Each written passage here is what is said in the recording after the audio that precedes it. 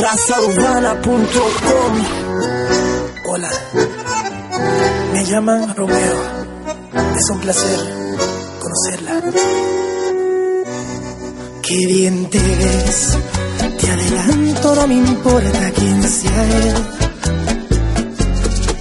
Dígame usted si ha hecho algo travieso alguna vez. Una aventura es más divertida si huele a peligro. Si te invito a una copa y me acerco a tu boca, si te robo un besito, ábrete, no vas conmigo. ¿Qué dirías si esta noche te seduzco en mi coche? Que se empañen los vidrios y la regla es que goces. Si te falto el respeto y luego culpo al alcohol, si levanto tu falda me darías el derecho a medir tu sensatez, poner en juego tu cuerpo.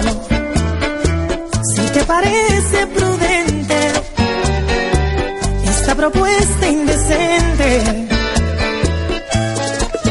A ver, permíteme apreciar tu desnudez. Relájate, que este martini calmará tu timidez. Y una aventura es más divertida si huele a peligro.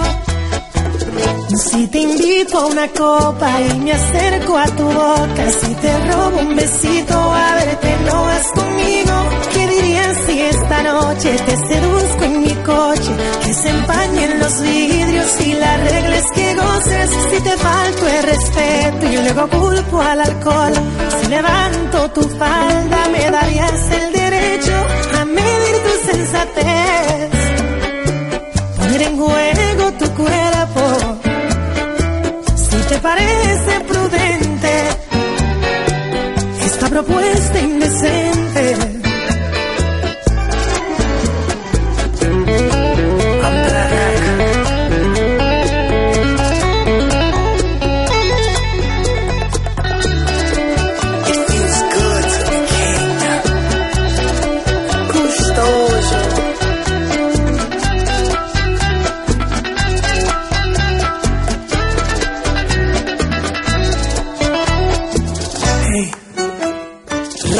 razaurbana.com. I know what you like. How about if you and I, me and you, bailamos allá?